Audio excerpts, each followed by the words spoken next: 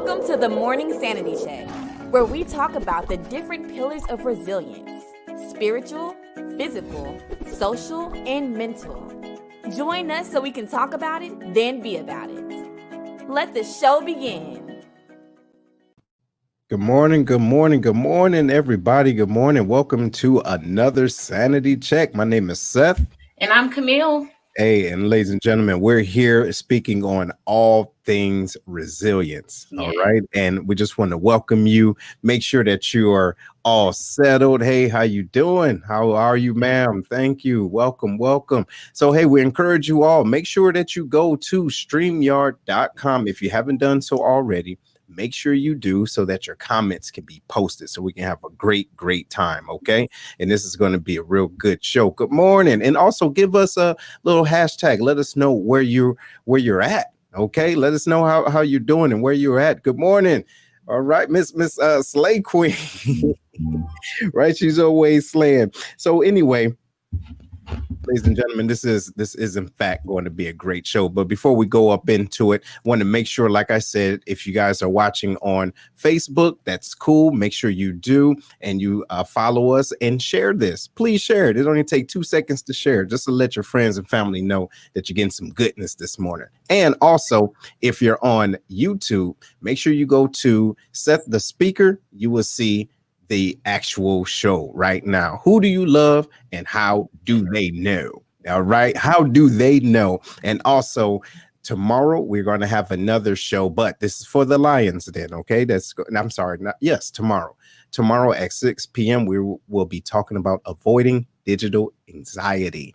Okay. Digital anxiety. Understand that not only what we're going through, but what our kids may be going through. Yeah. And our guest is going to be Dr. Grenadich, all right, retired Air Force. So let's get into it. How are you doing, ma'am?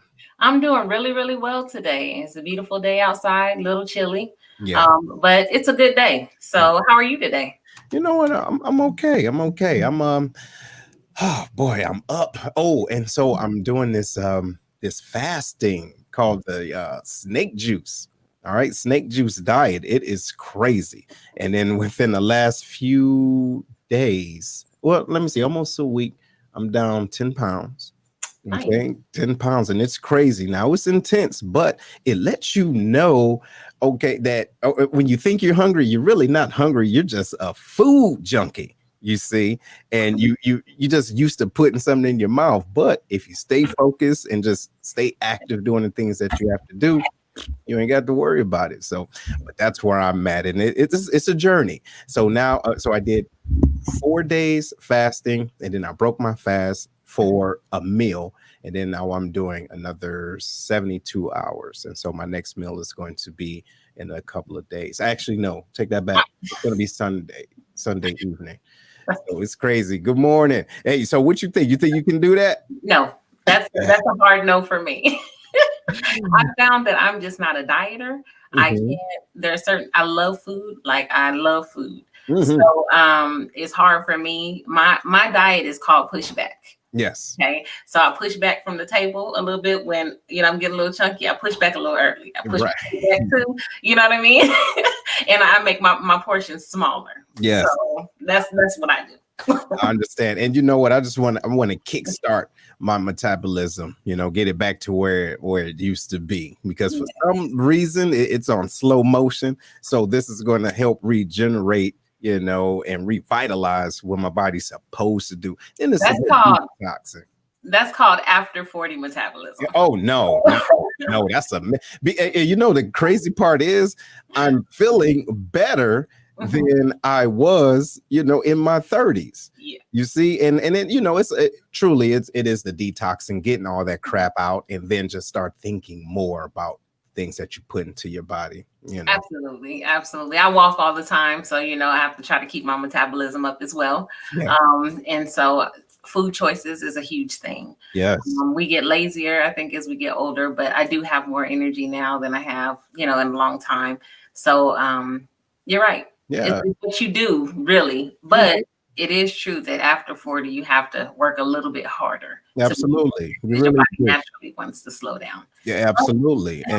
And so it's up to us to decide how we want to let our body tell us what it wants to do versus us telling our body. Now, there's some natural things that's going to happen, but we don't have to succumb to it. And even being in this quarantine and, this low, just low connectivity with individuals, we still have the power to do things and we just have to be innovative of how we're doing it. But Absolutely. So, ladies and gentlemen, again, welcome to Sanity Check. So we're talking about who do you love and how do they know, right? Because you got individuals that say, well, no, I love them and they should know. Really? Think about how silly that sounds. They know. But anyway, go ahead and open it up, Miss Camille. So we're talking about love. So I want to talk about first, what is love? A lot of people are confused about that. So it's hard for them to really kind of express love to another person because they're not really sure what love is. And it's really kind of a mix of emotions. There's no one size fits all when it comes to love, because we all know about the love languages. We express love differently. It doesn't look the same for all of us, but in the end, it's still our way of showing someone that we care. So some of the things are, it's a strong feeling of emotion. You want to protect that person, whoever it is that you love. There's this sense of connectedness that you have to them. There's like this sense of respect and warmth and things like that you express to another person to show that you love them. So I just want to get that out of the way, that it does look differently for a lot of people. We can also express it, to animals and things like that. But we're talking about, human love right now. So one of the things I want to talk about, the reasons why we don't show love, is fear of rejection. And this is one that really, really goes a little bit deep. All right. Nobody wants to feel rejected. Nobody wants to feel like they can't, somebody doesn't feel the same way as they do. So oftentimes we hold back. Sometimes it's really, really deep seated, that as a child, you love somebody, or your first crush, you told them, I like you. And they were like, ew, ew. And then they spread rumors about you to everybody else. And that carries through to us. As, people really kind of, I'm sorry, you guys. As we start to learn how to love, and what that looks like for us. If we were rejected, say our family, our parents weren't very affectionate, and we were affectionate children, and we went to go and hug on them and love on them, and they were like, no, we don't do that. We don't hug, we don't kiss. And you're like, oh my goodness. And then it makes you feel like, you're in a very vulnerable state. Like, I feel this towards someone and they don't feel it towards me. And then there's that rejection. And then that's that constant fear of rejection. Am I doing enough? You know what I mean? For this person. So fear of rejection is a huge, huge, huge part of why people don't want to express love to another. And then sometimes there's things like, it reminds you of a past relationship or a past failed, time that you were in a relationship. I'm sorry, you guys, this thing, thank you. But it reminds you of all of those past hurts and stuff like that. And nobody likes to feel hurt. So we avoid saying, I love you, for fear of what happened in the past. So sometimes our past does, even though we want to say, no, I give everybody a second, their own chance or whatever, the past will creep up in your relationships, especially when you're trying to express love to someone. And more often when it's the first time. You know what I mean? Like, when do I say I love you? Or is it okay? Or am I going to set myself up for failure or for rejection? So we try to avoid that at all costs. So, Seth, I'm just going to ask you, I know things are different now, but at any point in your life, did you feel like, I can't say I love you to someone that you felt love towards, for fear of rejection? No, I wouldn't say that was it. I think the issue for me was understanding what love meant to me and how I received it first, like, for example, not necessarily received it, I needed to find out what it meant for me to love someone.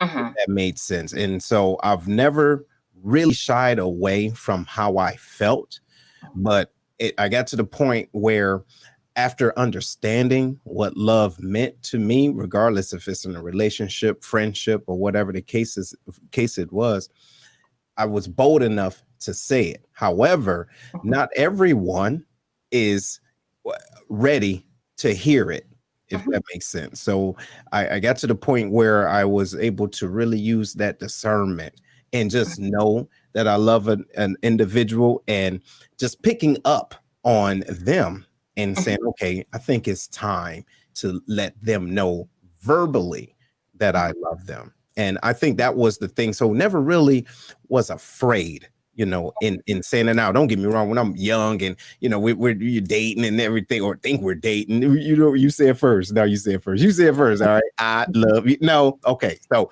that's different, right? That's puppy type. But really, that true love, Mhm. it's yeah, I really didn't get to that point. And I'm glad too, because that's a different thing. It is, but that's like one of the people's biggest fears is rejection. Mm-hmm. And it keeps them from saying, I love you, even though they may feel that way. And I'll just say for me, there was a point in time, and I say, it's, you don't know kind of when and all this stuff. And I would say something like, I'm having loving feelings towards you. Not that I love So you, a I'm in roundabout love with way. you in a roundabout way, because it doesn't, I think that people, when they respond to that or they hear it, they're like, oh my gosh, like, I don't know what to do with that. So it's like, I don't expect a response. I'm just telling you how I'm feeling right now. And I'm having loving feelings toward you. Doesn't mean that I'm in love with you. This is just how I feel in the moment. But that was really, my way of not, or trying to circumvent a feeling of rejection. And You know, yeah. I get that. And what I would do too is make sure that I respectfully take that from someone if I was not feeling that way. So Mhm. they say, "Hey, I love you." I say, "Okay, word, Mhm. really? Yeah. Like, are you sure Yes. you get, or what makes you feel that way?" So I Mhm. indirectly, I don't avoid that, but Mhm. I dive in deeper to avoid it, if that makes sense. Because Right. to your point, yeah, people can get hurt and say, "Hey, or you love me, but I don't love you, or you don't love me back." No, that's not it. But the way I love is different. And just a few gestures doesn't mean that you're lovable material to me. You Right. see? So so that's the deal. And I think that we do put a lot on that rejection piece.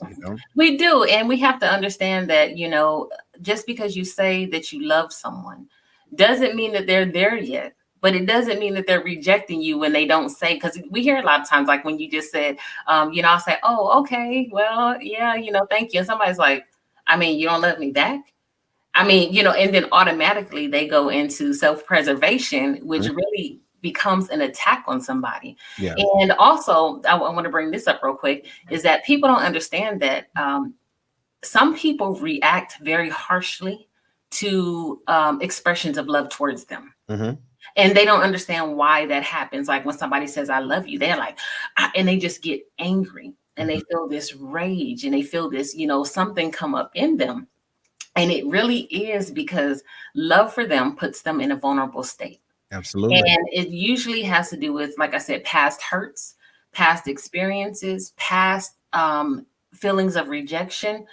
Maybe they just don't know how to express it. So it comes off as angry. And a person is like, I'm trying to show you love. And here you are just like lashing out at me There for you no go. reason. Yeah. And people they don't put, peel back the onion to figure out, why am I reacting so harshly to someone's expression of love towards me? Right. And And so, yes, and Mhm. if they don't, pull back that onion, they'll continue to reject love, therefore never being able to accept love. Mhm. And then it's harder for them to give love as well. Yeah, that's the So, truth. That's absolutely right. And you know what? That kind of brings me to the next point. And how do we express that. So, ladies and gentlemen, I want to talk to you guys a little bit about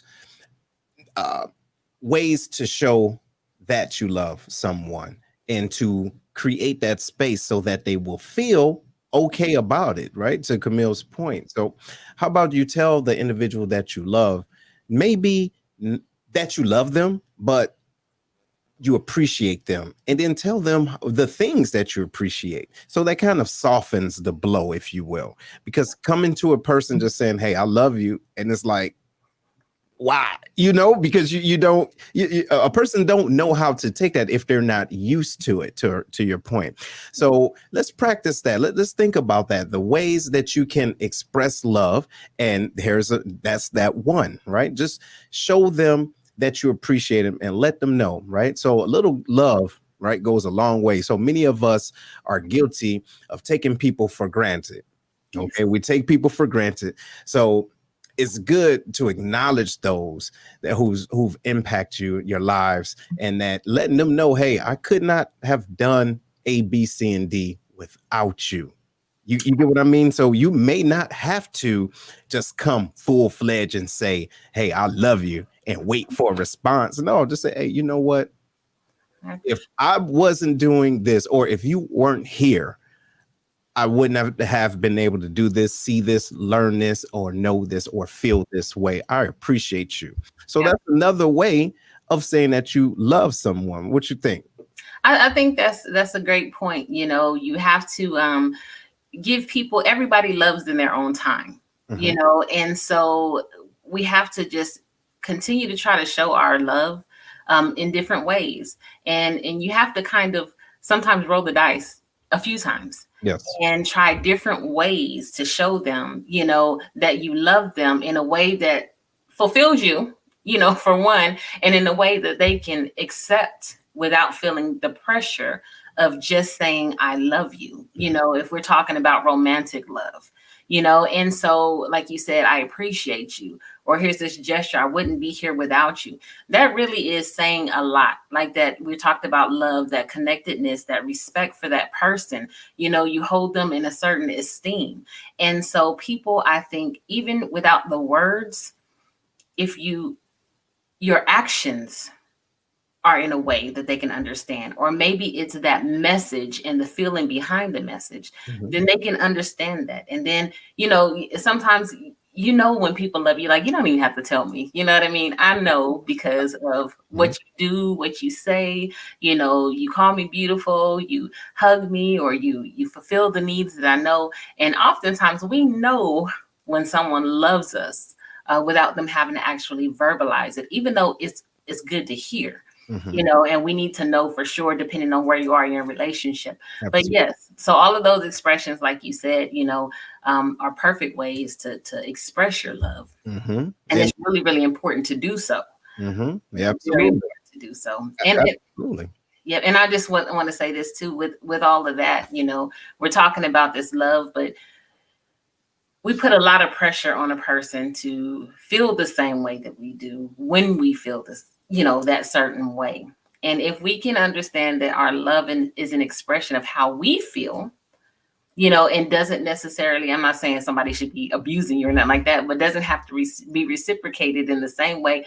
Just because I feel like I love you doesn't mean that you have to love me. I just need to tell you that this is how I feel about you.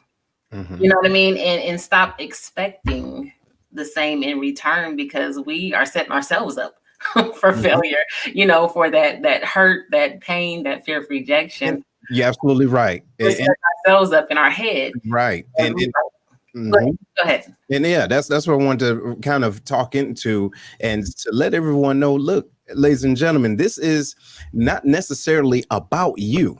Right. This isn't about you, right? This is about the other person. So again, it's about, who do you love? Think about the individuals that you love, either in relationship, friendship, whatever the case it is. How do they know?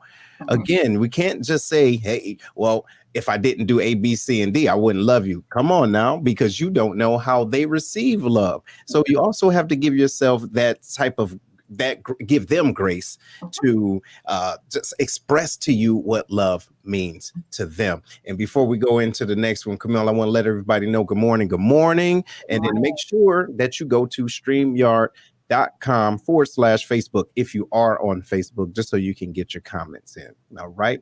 So that's what we're talking about. Who do you love and how do they know? What you got next, Camille? So the next thing I have really is like people don't express love, and I go through the don't so we can get to the why, how we could and how we should. But people really they don't want to feel like or look thirsty. You know what I mean? They don't want to say it too soon. We have this kind of weird thing in society, and I hear even as a grown adult, conversations are like, well, how long do you have to be with somebody before you tell them you love them? Well, how long you know what I mean? Oh, you told her you loved her in 2 weeks. Oh, well, there's people who've known each other for 2 weeks and got married because they just knew, and they've been married for 40 some odd 50 years, so it's no time limit. And I think that we put a lot of pressure on ourselves from outside sources, what they feel about how we should love. And so we often don't do those things, don't express love because we think it's too soon.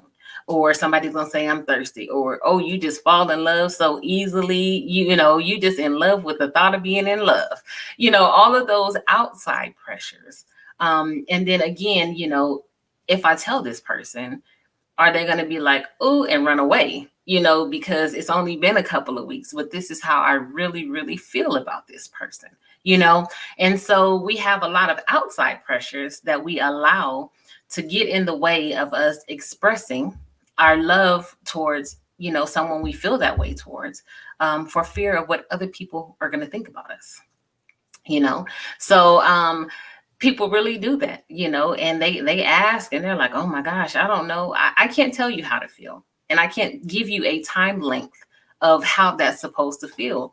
I know that the people that I loved or were in romantic relationships with, there was no set time frame. It wasn't like, okay, after I was with them for 3 years, then, all of a sudden I fell in love every single time. No, there are some that I might have been having loving feelings towards, in about 3 months or 4 months. And then there's others that took much longer, and then the type of love you might have, even though you're in a romantic relationship, you respect this person, you love them, you want to make sure that they have the best, but you may not necessarily be like in love, like in committed, like I want to marry you type of love, but you really do love that person and you want the best for them. So there's no time frame, on how long you should wait to love somebody. Your chemistry, your body, your heart, everything is, your emotions are going to tell you that. And so we need to stop giving people so much power over us and how we and when we want to express love to another person. Because really the benefits for us, and we'll talk about that later, are much greater. When you don't express your love, it's repressed. Yeah. And it turns into anger again. And so we want to avoid those types of things. Just go ahead and tell somebody you love them. It's okay if they don't say it back. And what I would like to say is too, that we can fall into the realm of focusing so much on the feeling and not enjoying the journey, because part of falling in love or just being in love with a person, and again, it can be platonic, is the journey, understanding why you feel this way and really enjoying it. And so that pressure on yourself or others does not have to truly be. Take a step back and really think about it. Ask yourself first, how do I feel right now when I'm with this person? Right. And then just watch them. You don't have to keep asking just to, make sure. Well, I just want to make sure I ain't scaring you off. I'm making sure that you feel the same way I do. I'm just making sure, we good. Are we good? Are we good? Chill out.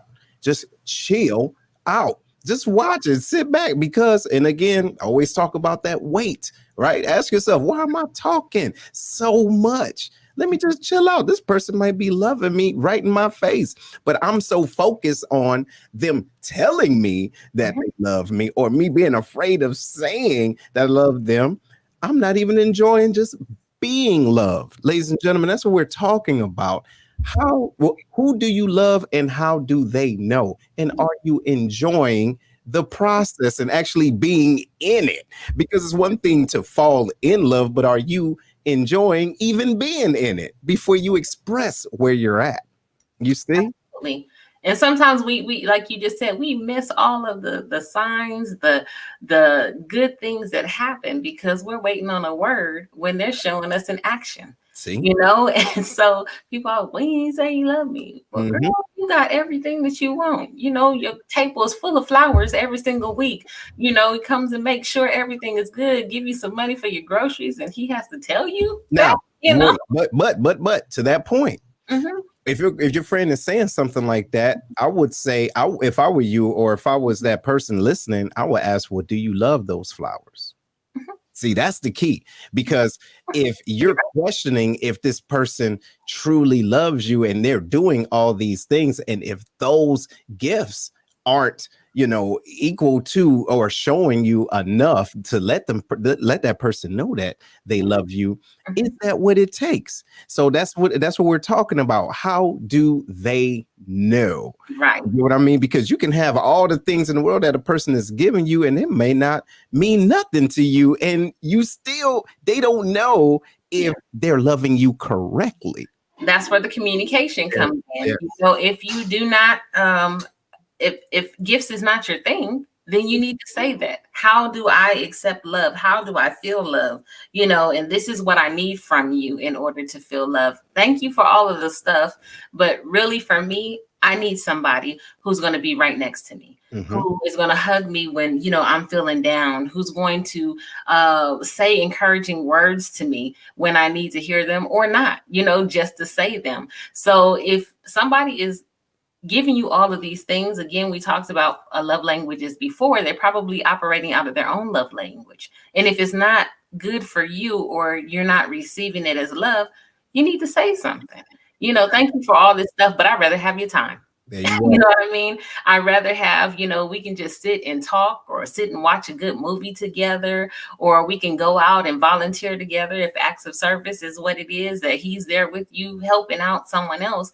So communication is very vital. Yes, communication is, but and then the communication to be willing to ask the person, hey, what is it that you need for you to know that I'm here, that I'm not going anywhere, that I'm good, so we can get out of that realm of all these extra questions every 5 minutes. Like, don't get me wrong. So you can meet an individual, and the circumstances may not have been the best, but you've grown to love them.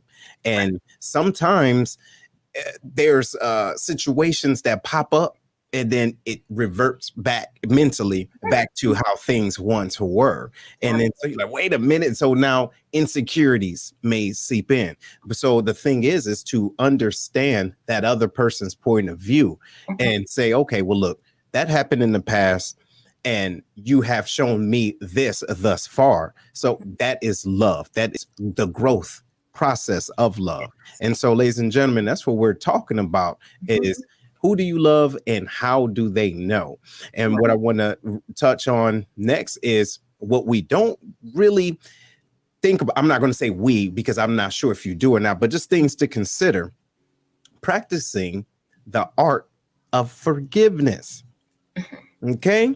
Practicing the art of forgiveness. And that kind of leads into what I was just talking about, because when you truly, truly love a person and you want to know how do they know that you love them, just think about the forgiveness piece. Okay. So we often have little spats, with loved ones. Some are big. Don't get me wrong. Some are big, but as they say, pick your fights.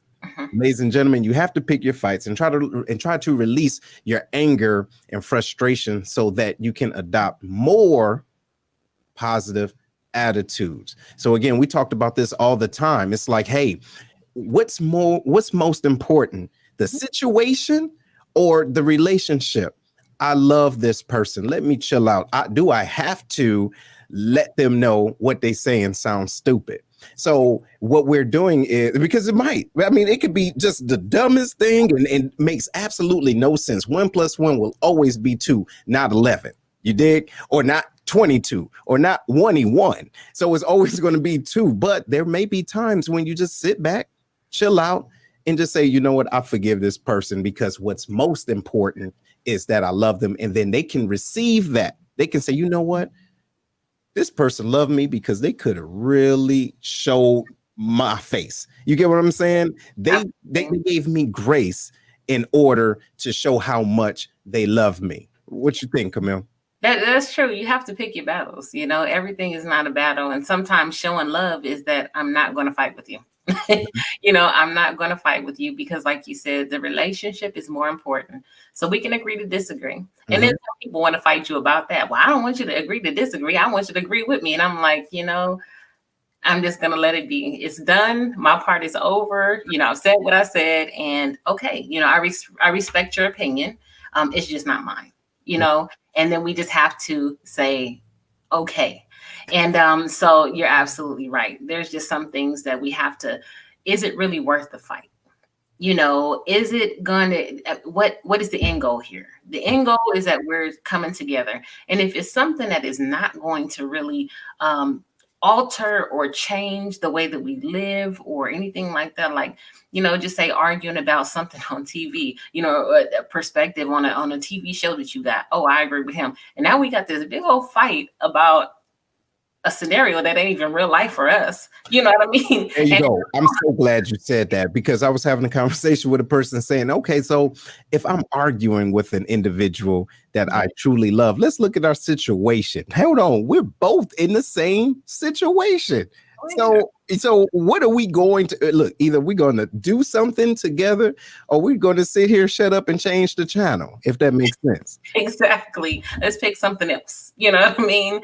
But I want to just say, you know, hello to everyone out there. We have some folks from all over the world joining us, and I just want to acknowledge you and just say hello. You know, Africa, Japan. We have some Alaska, some of everyone. So thank you guys for being on here. And as we talk about all of this love stuff, you know, it's one of those things that there's so many songs written about it, so many books written about it, that it's just really important, because love is an integral part of our lives. Yeah. But yeah. So anyway, you know, with all of that said, there's just certain things, like Ashley said, love conquers all, you know, that you have to make a decision. It's a choice. And you have to choose that, you know, those outside influences and things like that are not going to derail you from your real life. You know what I mean? And that love looks this way for you all. You know what I mean? And I can't mirror my relationship from somebody else. I can't, you know, to be something that I'm not. And so, you know, what does that look like for us? Yes. And then I'm choosing the relationship over being right. Exactly. You know, or the argument. So, And so, yes, ladies and gentlemen, so like she said, just welcome. And hopefully you guys are getting something from this. Let us know where you are and share. Are you guys still sharing? Are you sharing this? And are you following us to make sure that you are staying not just sane, but getting all this goodness when it comes down to resilience? And if you're on Facebook, make sure you go to StreamYard.com/Facebook so that your post can be posted and comments can be commented. All right. So after this short break, we're going to give you guys an opportunity to call in. All right. To call in. And I think that's what it is. This is good, healthy dialogue, just so we can make sure we're all on the same page. OK, we will be right back.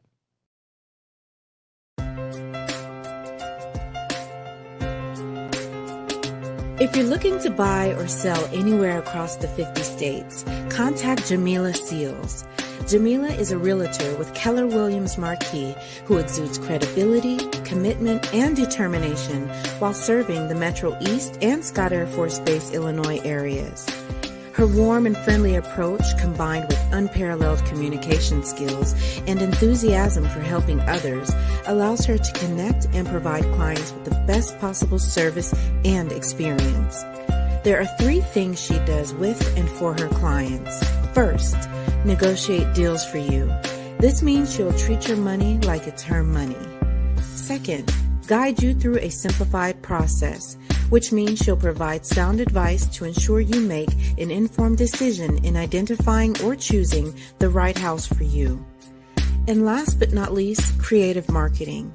She'll provide a cutting-edge marketing plan that's tailor-made for you. Bottom line, she's going to get the job done properly and not let you down. So if you're searching for your new dream home, give Jamila a call today at area code 618-202-8751. Again, that's 618-202-8751.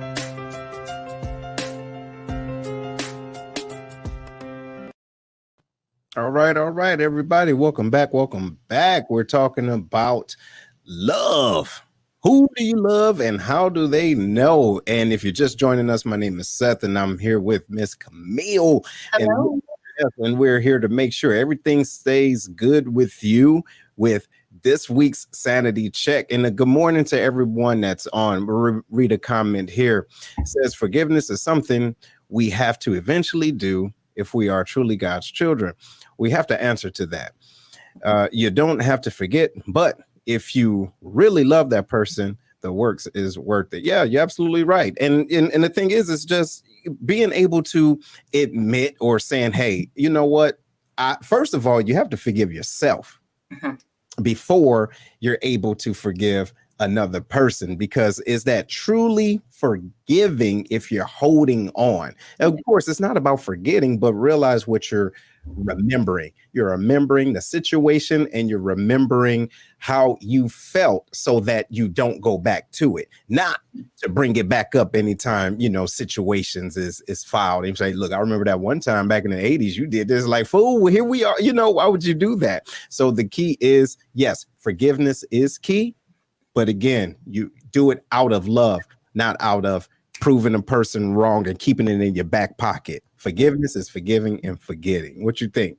Yes, it's like you said, you don't necessarily forget, but you can't keep bringing it back up either. If you say you forgive, you need to let it go, because then you can tell when you have unforgiveness still in your heart, because that thing will continue to permeate those conversations or keep being brought up, in the heat of the moment. And it's like, wait a minute, I thought we got past that. And then now you're bringing yourself all the way back, to that moment. You're allowing those past failures or mistakes or whatever to hijack, the stage that you're in now. You guys have built all this love over that time. Why would you allow that thing that has not happened ever again to come back and hijack that moment from you? See? So we have to be mindful of that. Have I really forgiven? And if it has come up, then maybe you need to go back and say, okay, time out. I didn't think that, I didn't realize that this was still an issue for me. Yeah. And have you grown, Yes. And I have to work on that. It's not the other person's responsibility at that point. If they've apologized, if they were sincere, their actions show it, they have not done anything again. Now it's you can't just expect somebody else to continue to keep trying to fix something that you have to fix. That's a you thing. So if you say you forgive, then you have to do the work that it takes. And it is hard. And uncover why it's so hard for you to forgive that thing, because it's often underlying issues that really don't have anything to do with the person. Yes. Even though they may have done that, the reason why it's so intense for you is because there's a history of stuff, that's happened, or those feelings of rejection, or those feelings of abandonment, or those feelings of whatever they are, you have not dealt with. Maybe you thought you dealt with that particular thing, but it's tied to a whole long list of things that is going to hinder you from loving fully and being able to receive that love fully from a person. So we have to work on that. Absolutely. And before you go into your next point too, I want to let everybody know what I think will be good for next week. And you let me know, Camille. We can talk about our apology languages. Meaning, how do we accept apologies? I think that's a great subject and a great show. And ladies and gentlemen, what do you think about that? Give us a hashtag or hearts if you think that would be something great that we can talk about. And what we do is, if you can dig it, if everybody can dig it, we'll put the quiz down there so you can take the quiz. And so in the next show, we can actually talk about those forgiveness and basically finding out how you forgive. How do you forgive, and why is it hard for you to get over certain things? Okay, but go ahead, Camille. Back what we're talking about. How do you love, and how do they know? Yes. So I'm going to talk about cultural norms, all right, and family norms. Some cultures, affection is not really looked highly on, So the way that you express your love, maybe by finances, providing a stable home for your family, passing down, businesses and things like that. For women, it may be cooking or making sure that the house is cleaned and the kids are taken care of. So there are some cultural boundaries or barriers is the word I'm looking for. Cultural barriers to how we love. Sometimes what happens too is when people come over from other cultures and they come in the United States and they see a lot of people being openly affectionate, maybe their heart is that way, but there's conflict with the family. They're like, hold on, wait a minute. And now I have to reevaluate. And then they may, or may even come into a union with a person who loves differently. And they have to go back and go, okay, I never saw my mom and dad hug or kiss. Mm-hmm. And I have friends who've been like that. They was like, I've never seen my parents really be in a loving relationship. They've been married for I don't know how many years, but I've never seen my father just embrace my mother, or my mother just go up and hug my dad from the back or give him a kiss or something. We never saw that growing up. And, when they try to really express that love to their parents, again, that feeling of rejection, because the parents can't get it. So you kind of harden yourself, you know what I mean? And you go, okay, well, we didn't show love in my family. We didn't hug and kiss. That's just weird to me. You know what I mean? And then you start projecting that on other people. So there are some cultural norms that we have to, kind of acknowledge when we're dealing with love, and why it's so hard for us to express it. And then if you want to, and here's the other thing, I think that I know that a lot of people, I'll say the people that I know this about, mm-hmm. They want to be expressive, but because they didn't have an example, they don't know how to. And so it feels very awkward for them. And they don't know, how to, okay, so how do I go about and just hug somebody? Is it okay? And then there's this awkward exchange or whatever. And I always say, first of all, if you're just getting to know a person, ask them, is it okay for me to hug you? Because everybody's not a hugger. And I see body language when people are like, I'm like, okay. It's funny you said that, because I've met people that say, hey, I'm a hugger, so come here and hug me. Hold on, chill out. Right. So I don't care if you don't tell me you a hugger. I need to hug you. You know what I'm saying? You need to watch out for that, because not everybody can dig what you dig. Exactly. But what I've learned is I am a hugger. Mm-hmm. And so I go, I'm a hugger, mm-hmm. but is it okay for me to hug you? There you go. And then, or I watch their body language, because you can see when they're coming into people and they start doing this, and I go, oh, okay. And I'll extend a hand, mm-hmm. or I'll just throw up my hand and say, okay, hi, and then you can see them just kind of like, yes. Oh my gosh, I didn't have to go through that. Mm-hmm. But because we all don't love the same, we don't express our emotions and our affections the same, it's very, very important for us, one, to kind of think about that. Read body language, before you just kind of go in, because you can really just do some damage to people if you hug them like that and they have some trauma, or they just don't know how to. And it could be, I'm never going near that person again, because she just violated my space, didn't ask me if, that wasn't okay with me. And you're like, man, I was just giving her a hug because, so you have to make sure that you ask those things first, and that you just don't go in, and that you don't force your love language, your affection, your level of, love, wherever you're at, comfortability with affection on someone else. But if you're one of those people who are struggling because you want to do it, you just don't know how, I just say, just do it. The more you do it, the better you get at it. And that's in other things, just you have those feelings and you're like, you want to go. And the other person is receptive.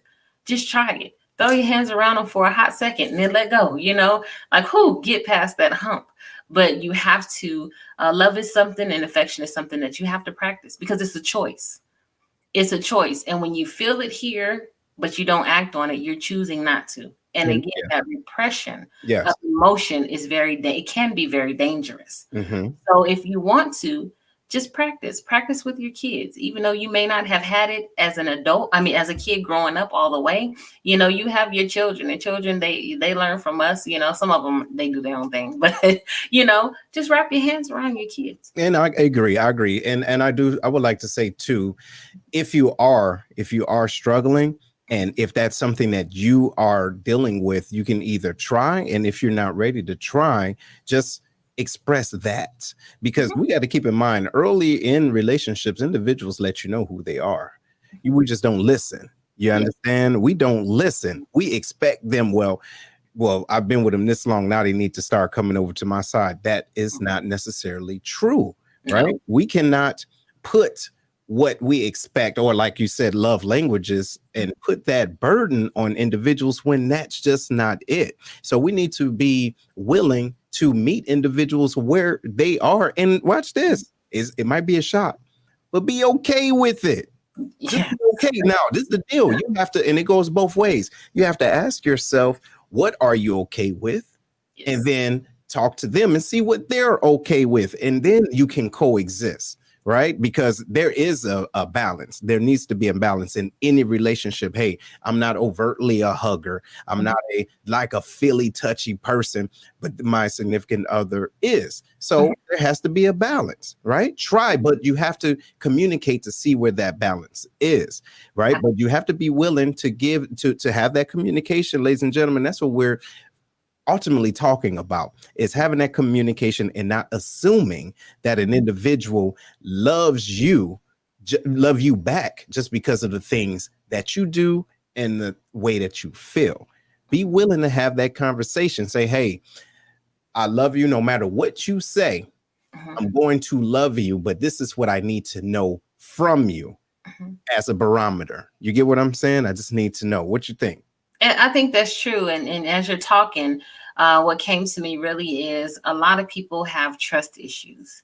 So I'm having to trust someone with my feelings, with my emotions, my everything. And so you have to build trust with that person. You know, you just can't. There's some people, like, a hug means nothing. It's just an outward affection of, you know, or expression of, you know, whatever. A feeling, hey, we're friends or whatever. But for other people, because their trust has been so broken, you know, you have to really establish, you know, or build rapport with them first. And you have to establish a certain level of trust. And as you notice, even in romantic relationships, it doesn't just, even if you have two lovey-dovey people, there's still this level that is reserved for when you're in a very trusting relationship. And then, like, even it's different with a boyfriend and girlfriend. When you get married, there's this vulnerability there. But then there's this thing that says, okay, I trust this person. We made a vow. You know, I know that they're not going to hurt me, protect me. You would hope anyway, you know. And so there are levels that you allow your spouse to go to that you wouldn't allow anyone else to go to. And that's because there's that level of trust that you're going to take care of me. You're going to protect me. You're going to love me. You're going to, you know, all of those things that I'm sharing with you, that you're going to keep those with us. And so we allow people in at different levels. And a lot of it is based on trust. You're right. And yes, a lot of that is based on trust and being able to really talk about, hey, this is where I am right now. And based off of what I've experienced, it's hard for me to get to where you are. I'm willing to get there, but I need time. So if a person is letting you know what they need, don't expect them to just fall into where you think they should be. So we need to really watch out for that and be willing to listen to individuals. Absolutely. We have to listen. And as a matter of fact, that brings us to the next point. But before I do, again, guys, if you are, and ladies, if you are on Facebook, make sure you go to StreamYard.com/Facebook. And also, if you have a comment, you can call. The line is open. You can call. And so we can have a good dialogue and talk about this. And then let us know how your significant other know that you love them. And so the next point that we want to talk about is really offering the gift of listening. And that brings us to what we were talking about here earlier. Giving others the gift of listening. If we're truly, truly listening to individuals. So focus on others and hear what they're saying. Yes. Okay. what they are saying, ladies and gentlemen. It's not just sound, it's actually words. And if they take the time to talk to you, then they really want you to pick up what they're putting down, if you can dig it. So remember the 80-20 rule. Listen more, talk less, right? We got 2 ears and 1 mouth for a reason, right on?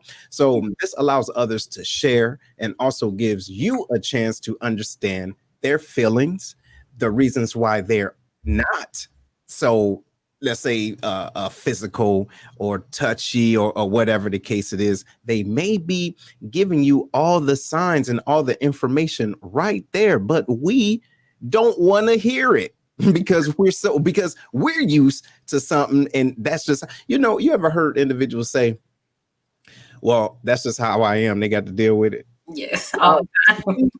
So maybe that person say, okay, I hear you, but this is where I am.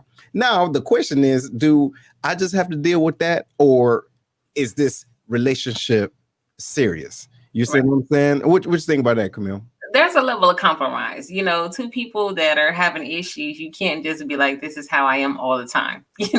There has to be some sort of compromise from each person. Okay, I get this how you are. Just like I want you to understand me, I have to understand you.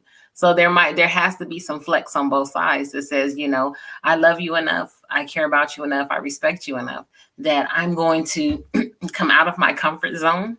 And I am going to do this thing that I know you like, or I'm going to stop doing this thing that I know you don't like, even though I might like doing it. Maybe I have to do it with my friends. I can't do it with you. You know what I mean? And so there has to be some give and take if you're going to make any relationship work. If you love that person enough, you respect them enough, you respect their boundaries too, or you find ways that you guys kind of find a common ground or a meeting place that, okay, you can do so much, but after that, you have to say stop. Mm-hmm. And I'll give you a quick scenario real quick. I was having an issue, and it was surrounding bad breakups and stuff like that. And I had a few years ago, a really, really hard time accepting love and accepting affection. And especially from my children, which was really weird because those are my kids and I love my kids, And my oldest daughter would try to hug me and I would cringe. And I'm just like, oh my gosh. I now know where that came from. But and she was like, Mom, I need affection too. And I'm like, you're right. No matter what I'm going through and how hurt I was at the time and how I just was closing myself off of everyone, including my children, she had needs as well, because that's a relationship, right? That's my child. And I love her and I needed her to know that. And just saying I love you wasn't enough. She needed to feel it from me. And so I told her I had to kind of sit down and evaluate. And I said, baby, this is how I'm feeling right now. And it's really, really hard for me. But I will give you a hug. We're going to have to count to 3. Mm-hmm. And so I would hug her for those 3 seconds that it would take so much energy from me to just hug her and put my arms around her for those 3 seconds. But it was enough for her because she saw me trying. Look, I'm going to get emotional about it now. Mm-hmm. But she saw me trying. Mm-hmm. And so she gave me grace too, because she knew I was going through some things that I had to work out. But that was a relationship. And so I had to give because I didn't want my kids to feel like they were not loved or appreciated or respected. And so eventually, when I came out of that, and I think that my kids helped me with that, really embracing me anyway. And like, Mom, we're going to love you through this. You know what I mean? Mm-hmm. I was able to. And now, I'm glad when they come and, plop up on my daughter's 23 and she's bigger than me, but I love when she comes and hugs me and I just hug her and we'll just talk and all this kind of stuff. But, people go through things. You over there getting misty-eyed. Come here. I did get misty-eyed. Talking about your babies. And see, I feel you. No, I feel you. And you're right. People go through things, but we have to realize that the individuals that's in our universe. Yes. The individuals that's in our universe, they are there for a reason. And my daughter too, she's the same way. Wait, what is it? I think she is a Cancer. I'm not sure. I'm a Cancer. Okay, her birthday is July 21st. That's her birthday. Is it? Yeah. Oh, hey, well, there you go. So, okay, so there it is. But listen, she loves this huggy stuff. And I can dig it. Don't get me wrong. She's only, 9 or whatever. But I had to talk to her. She said, Daddy, you don't like the hug. I said, no, baby, I I do, but then I don't. So here, watch this. Give it to me real quick. All right, go about the business. You see, but I have to realize that this still my daughter, and I have a responsibility. See, because I don't want to reject her as a father, because if I reject her being the first man that she loves, then she's going to look for what she needs from some fool. See, and then I'm gonna be sitting back wishing that I gave her a little bit more when I have the time, you see, and make time to do that. So I've been growing in that. It's hard because I just don't like it. But after having a child, it's not about you anymore. So it's about them, but it's not easy. It's not a switch. It's not binary. Okay, it's on and then it's off. No, it takes time. So ladies and gentlemen, you got to ease into that. You got to ease into it. Yes. And that's, oh, nice. But all these cancer twins over here. Yeah. Hey. But yeah, you're right. And it's not, when you're in relationships, you know, it's how do those people know that you love them? Even when I'm feeling my worst. You know, I have a responsibility to the people who are in relationship with me, that I still have to try to give something to them, because like we talked about, the reason why people don't express love is because of feelings of rejection. And if your parents are rejecting you, then every time you go to try to give love, you know, somebody does something or says, you know, oh, well, thank you. You experience that feeling of rejection again, and it keeps you from being able to love fully and wholly. And so, you know, they'll continue to feel those emotions, and it'll stop them from possibly happiness. You know, I don't know how to accept this love from this person because I'm used to being rejected, you know, and this is what it looks like for me. So it's like, oh, nope, I'm afraid. And it's going to pull me back if I let my walls down and that person hurts me like I was hurt by my parents or hurt by whatever. Then, you know, where does that leave me? People don't want to take that risk. And so they shun love. But people in your circles, people need to know how you express it is, you know, up to you, but it needs to be in a way that they know, which is what this is about, in a way that they know and that you're okay with doing, even if you have to put yourself out there for a minute, you know what I mean? Sacrifice a little bit, because it's about the relationship. Yes. About the person, you know, and there's some benefits for you too, which we'll talk about. Right. But you really have to understand that, you know, you are not just you alone. No, absolutely. No, you're not. You're not just you, and you are a walking representation of your experiences, but you're also a gift.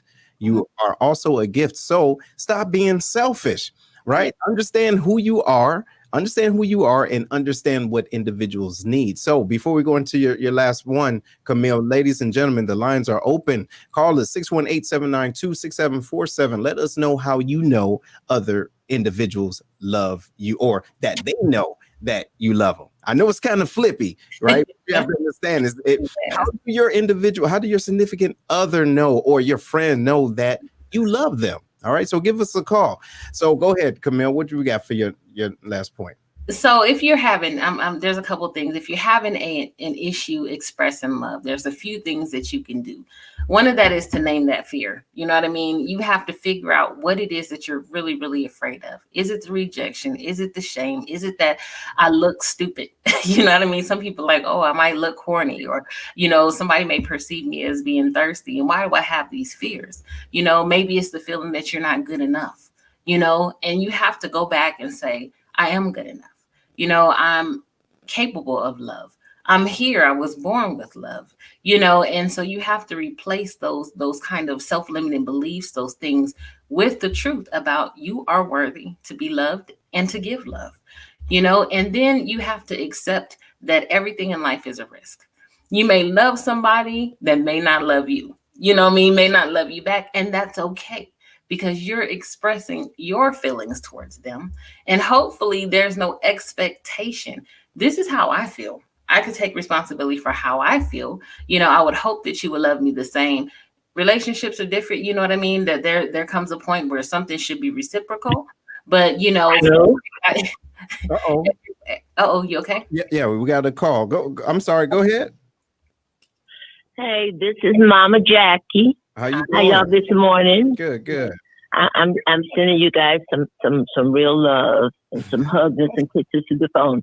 But this is my comment. I was looking up what love means to women and what love means to men. And one of the things it was saying was that for men, it's more respect and submission. Those kinds of things are the language of how men feel loved. And I realized that I think that's more important to me as well. You know, people say, I can love you, I love you, I love you. But it's their behavior, their actions that I watch more than anything else. And I think at the top of the behavior list is the respect piece. So I just kind of, want to give a shout out to all of those who, sometimes, my mother used to say words are a dime a dozen. Yeah. And and they don't mean as much as you actually show that love. Yes. And so that's my comment for the day. And I just want y'all to know I'm really enjoying this. And yes, I am open to next week's topic as well. Right on. Bless Thank you, and y'all have a great day. All right. Bye-bye. Thank you.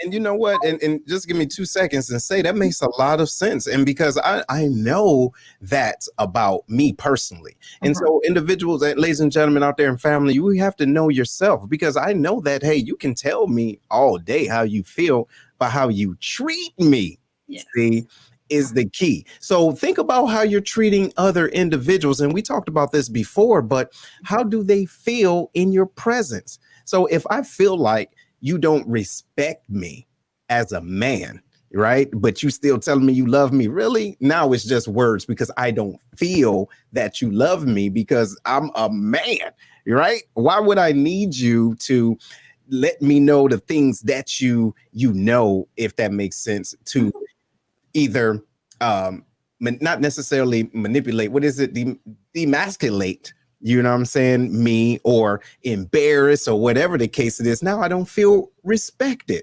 but you still say out the other side of your mouth, you love me. You know what I mean? So we have to make sure that we are honest about the type of love that we need for our significant others. So go ahead, Camille.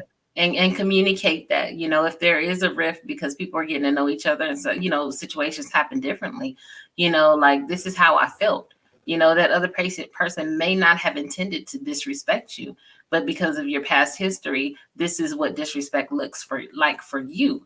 And what transpired in that situation that made us, come to this. So the communication part is very, very important when it comes to that, to let me know, hey, and then hopefully that person won't make that misstep again. You know what I mean? So it's funny, because the deal is, if you express, hey, this is what I don't like. I would really, now you probably didn't know this. And if this is the first infraction, if you will, this is what I don't like. And do you understand this is what I don't like?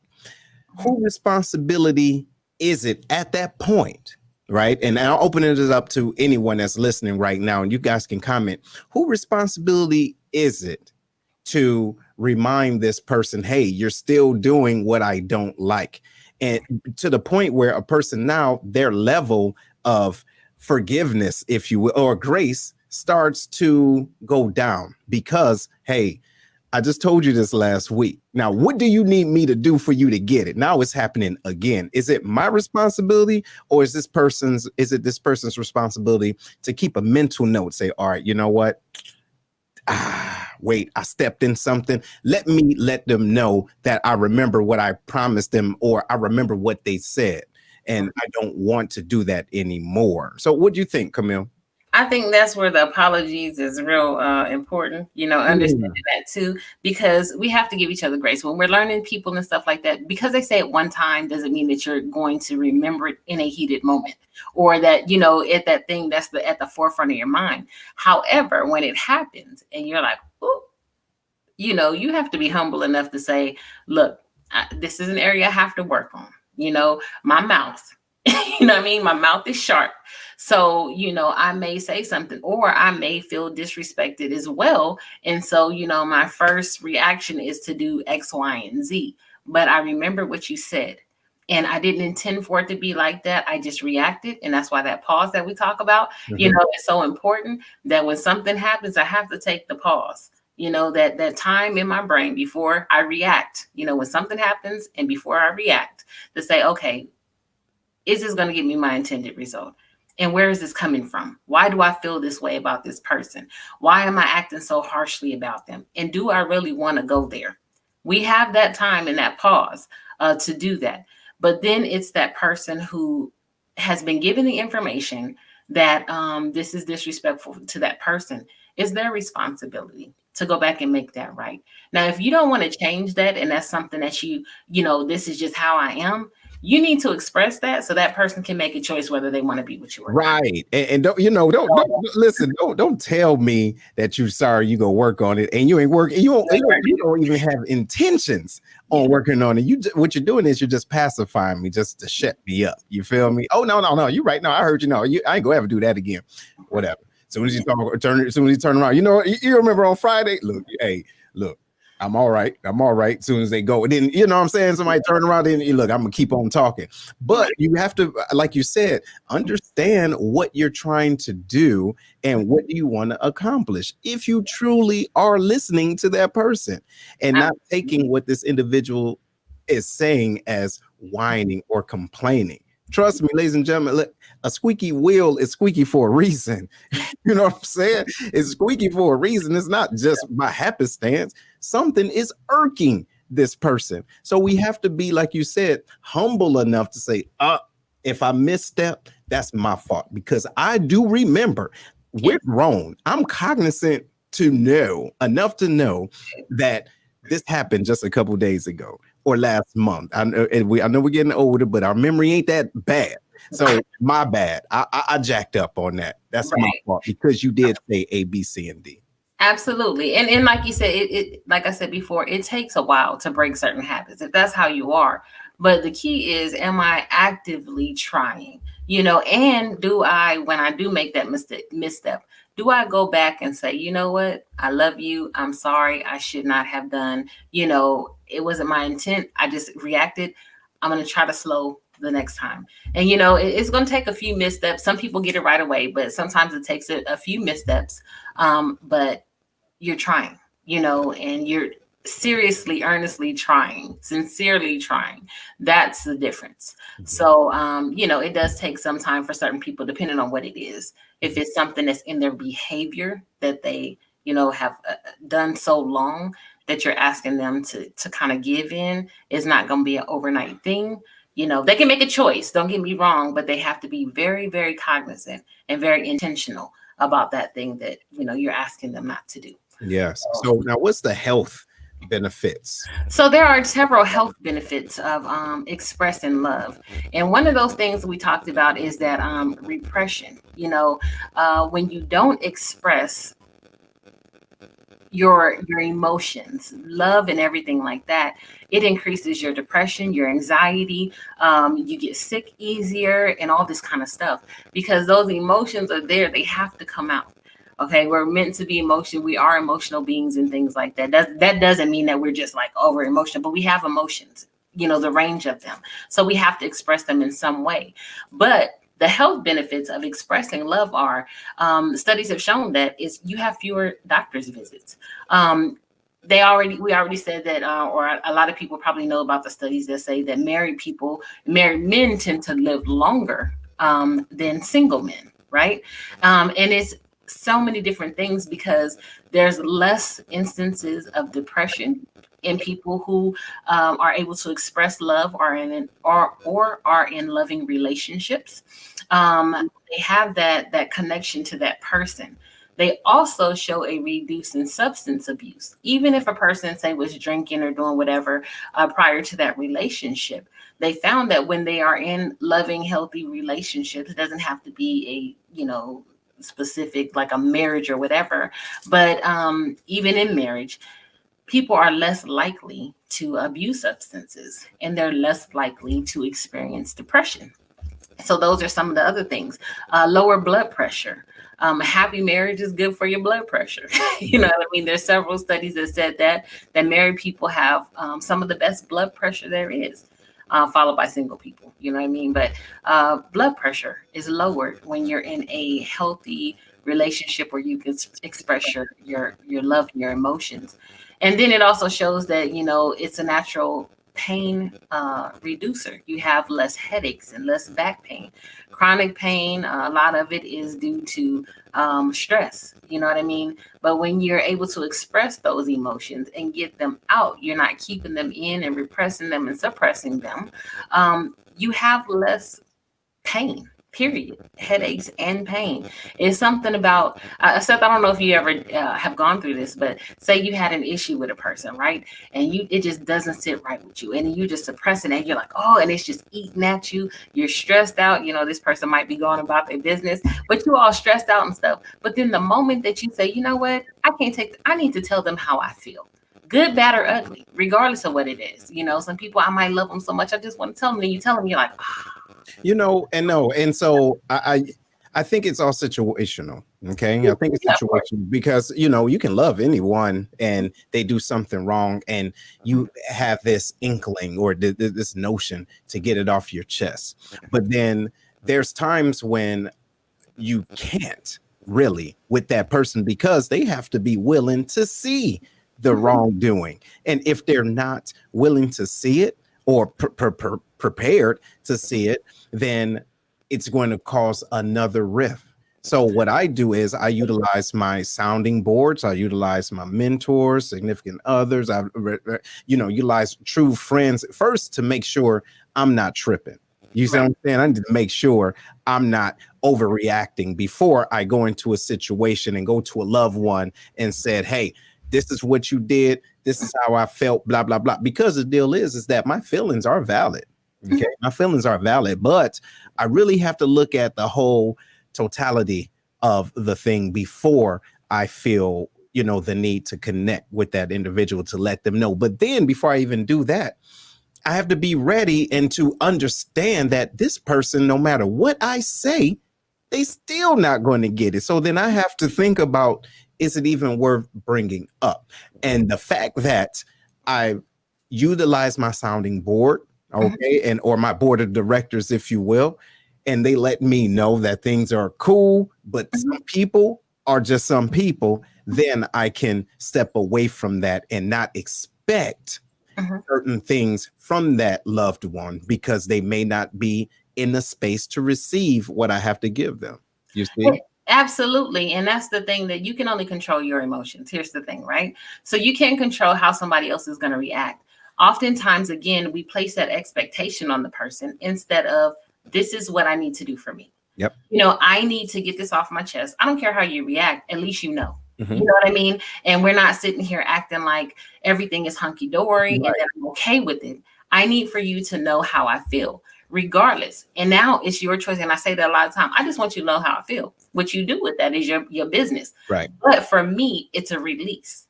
Because now I'm not having this, I should have said this, and this is going wrong because of whatever. It is a release for me that now the responsibility, I did my part. Now it's on you to do whatever you have to do. And so that's the exchange. It's not always just about, you know, is it the right thing? And sometimes you just have to express, it's the expression, whether you use your board of directors, your friend group or whatever, or you address that person. Sometimes you just have to get it off your chest. You have to express that emotion to whomever it is, you know, and then that gives you a release because now it's out there. It's not just bottled up and I'm not keeping it to myself.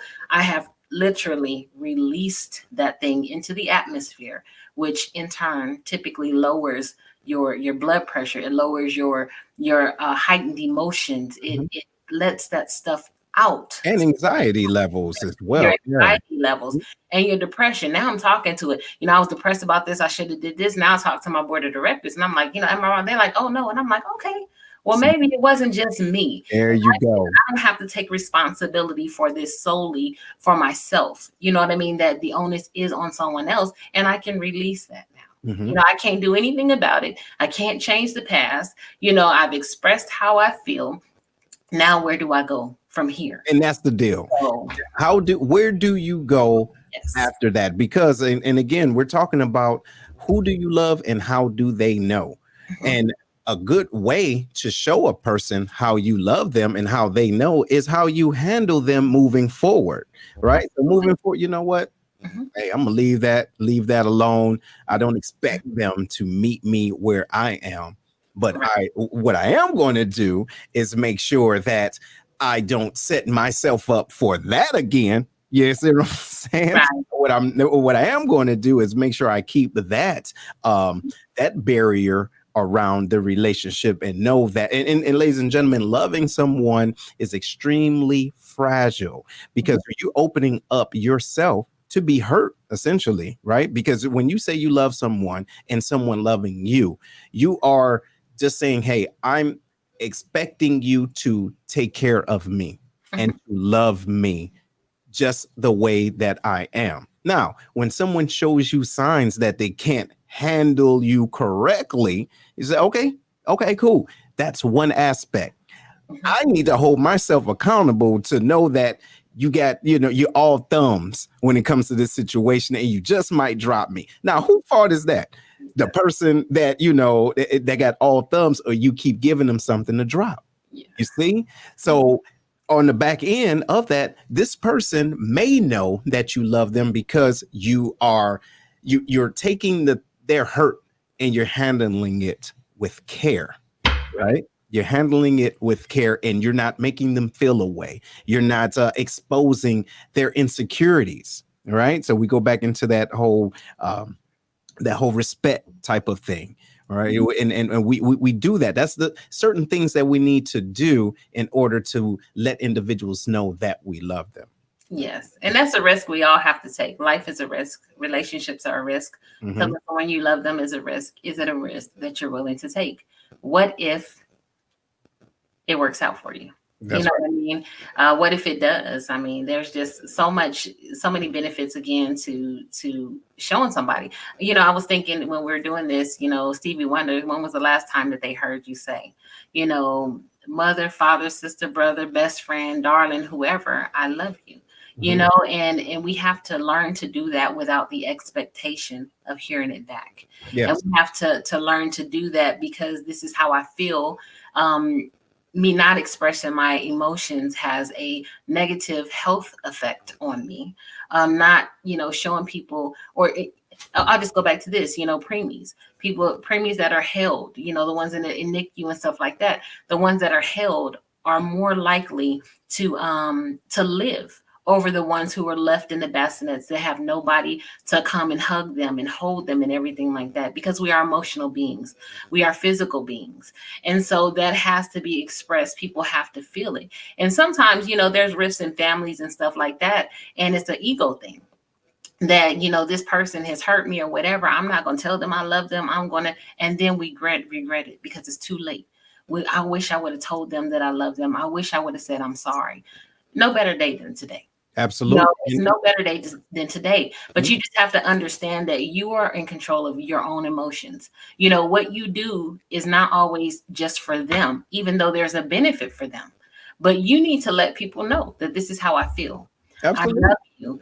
And not expect. Now, if you don't expect for them to say, I love you back, and then they do it, that's an added bonus for you. But you're not placing an expectation on them, knowing who they are. That you guys already had this thing. We ain't talked for years or whatever. Sometimes you just got to put the pride and ego aside. Like you said, what's more important, the relationship or just being right? And sometimes it just takes that one person to just say, look, hey, we done lost too many years. I love you. And I don't care about anything that happens. If they still hold on to it, that's fine. Now the responsibility is on them. You're right. And that makes a lot of sense. And what King is asking, he says, Seth or Camille, what does love sound like? And to me, I can only speak for me. What love sounds like to me is, first of all, let's just be honest. Love is an action. It's a verb. All right. So I don't feel a certain way about words. I watch you. You get what I'm saying? And so what it sounds like is I appreciate it. if that makes sense. So if I'm doing something, if I'm expressing love the way that I do naturally, and the response back is an individual acknowledging it somehow, some way, then that's what it sounds like to me. What you think, Camille? I agree with you on that, and then the added bonus to me is what love sounds like to me is someone who, I support what you do. You're beautiful, you're intelligent, you're smart, you're a go-getter, you're all these things, and they say it without the expectation of anything else. They're not doing it just try to do it, but because that's how they really feel. So what it sounds like to me is that you recognize me, you recognize my contributions, you affirm, the things that I'm doing in your words, and that you acknowledge those little things. That's what love sounds like, but it's also followed by the action. If you show me or tell me that I'm beautiful, then, you show me that. How do you do that? You come and rub my face and, you play with my earrings or however that is for you. But it sounds different for everybody because our love languages are different. Absolutely. We receive love and we hear love differently based on our experiences, based on our life, based on whatever it is. So just for me, it's hard to really explain, but knowing that a person sees you and they can vocalize that is love for me. So, yeah. But so anyway, I know we're coming close to the end here, but just kind of want to wrap up, this whole, who do you love and how do they know? Those people that are out there that, you may love, that you may have some reservations about, loving or telling them or expressing them, I would just say, do it without expectation of anything else. Do it because that's how you feel and you want to. Doesn't matter what anybody else is doing. This is a health benefit for you. That I'm telling this person is lowering my anxiety, my blood pressure. I have less depression and, heart issues. All these types of things. I'm getting over my fear of expressing love or saying that I love people by doing. The more you do something, the better you get at it. If you've never done it, but you're looking at people going, I wish I could do that, do it. Find someone who's comfortable hugging and practice with them. Go to see a therapist, go to a counselor and peel back why it's so hard for you to express that love to the people that you love. Sometimes you have to put pride and ego aside and just say, you know what? I don't care how they're going to respond. I know we haven't talked in 10 years, but this is my sister. This is my brother. This is my mother, my cousin, my aunt, whatever. And I'm just going to let them know that I'm still here and I love them, and pick up the phone and just say, I love you. That's all I want. I don't want anything from you. I just wanted you to know that despite everything, I love you. Have a good one, And so, or take that trip, go see him. Do something to express that love, because repressed emotion turns into anger. We have enough angry people in the world today. What the world needs now is love, sweet love. I don't own the rights to that song, but I'm just saying, that we need to be able to express love. And I think that if we did that more, people would be happier. People would be better off. They won't be as depressed and everything. It's a reciprocal thing. You know what I mean? Because they're hearing it, they're receiving it, and their body responds to that. Whether it's in sound or in action. So I just encourage you guys, if you haven't told somebody close to you today, or in a long time that you love them, take the time, because today is not promised, let alone tomorrow. So take the time out just to say, I love you. I forgive you. I'm sorry. I apologize. I want to make this right, but in your time. And don't expect something right away. But, give them time to ingest that, to take that in and accept it. And hopefully they will open up their heart and you guys can make amends. But if not, you've done your part. Absolutely. Just do your part.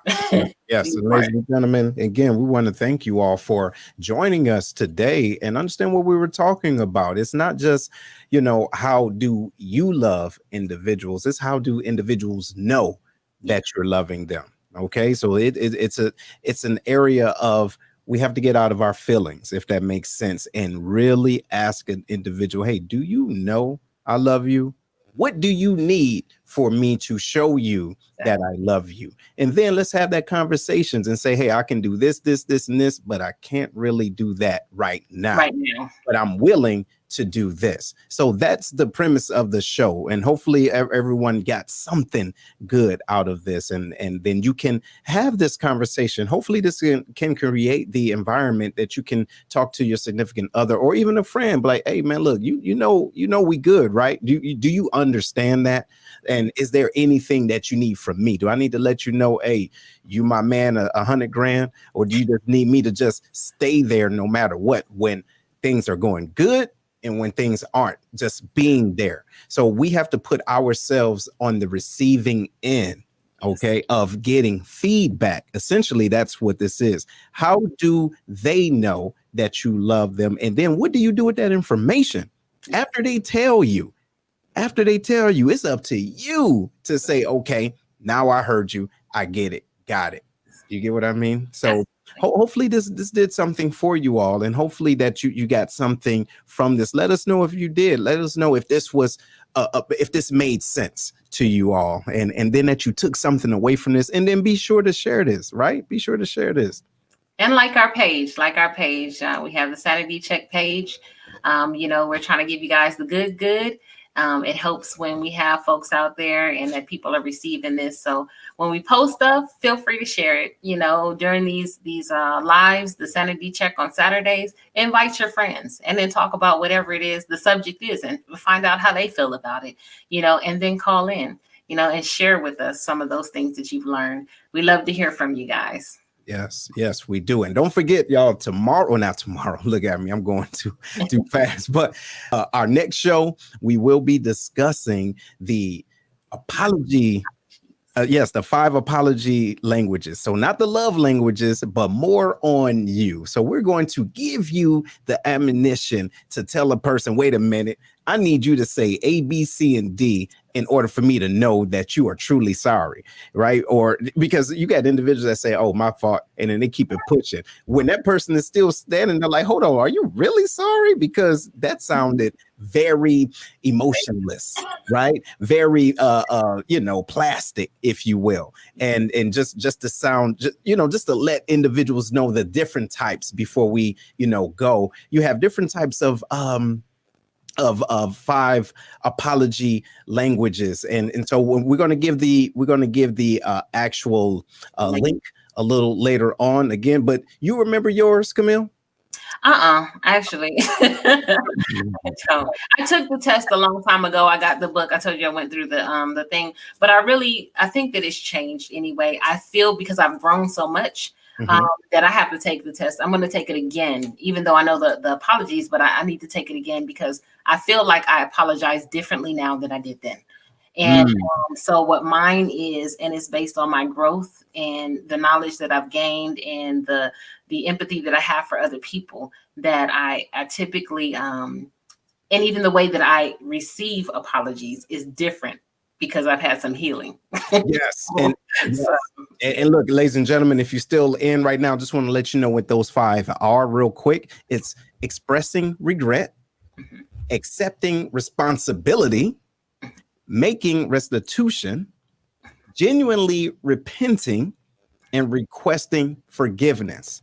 So this is for you to ask yourself, or you to do a quiz. What do you need? Like, for example, and like you said, Camille, that it's situational. Like for some individuals that do me wrong, I need you to really accept responsibility. Like, yo, you did this. Do you what you did? You get what I'm saying? Just acknowledge that, and I'm okay, because what's wrong is wrong, and we can keep it pushing. You see, but then I think mine was before was expressing regret. Okay, so I want to see. I'm going to take it again. I like to do it like right prior, but I want to see if mine is going to be accepting responsibility, because that's where I'm at now. But when you grow, things do change sometimes. So I'm curious to see if it's still that or this is going to be a real good show. And then like I said, the other piece is, like I said, it's situational, and there's different individuals where I need genuinely repentance, saying, you know, I really didn't mean to hurt you. I Right. really didn't. Like, I made a mistake. I wasn't thinking, because if I was truly thinking, then I would have known that this would have hurt you. So that's my fault. My mind was somewhere else. You get what I'm saying? Just forgive me. It's okay. But ladies and gentlemen, that's what we're going to be talking about. That's what we're going to be talking about. But yes, please make sure you share this, and you follow us. And again, it's on YouTube as well. If you guys are watching from YouTube, go to Set the Speaker and you will see the sanity check. And also tomorrow we will have a great discussion on the Lion's Den. Okay, Lion's Den at 6 o'clock standard time, and talking about anxiety and dealing with that in the social media space. Okay, you got anything to say before we tune out, Camille? No, just want to say thank you guys for always tuning in from all over the world. We appreciate your support. We see you on here. Want to acknowledge you again. We know that you guys are making a sacrifice for us, and we hope that we're giving you something that's helping you throughout your life. So I just want to say thank you all. Thank you all. Thank you all. And we're on IG too now. And Twitter. Yes, we are. So more to come, and we got some great things in store for you later on in the future. But until then, stay sane and check yourself. All right. Later.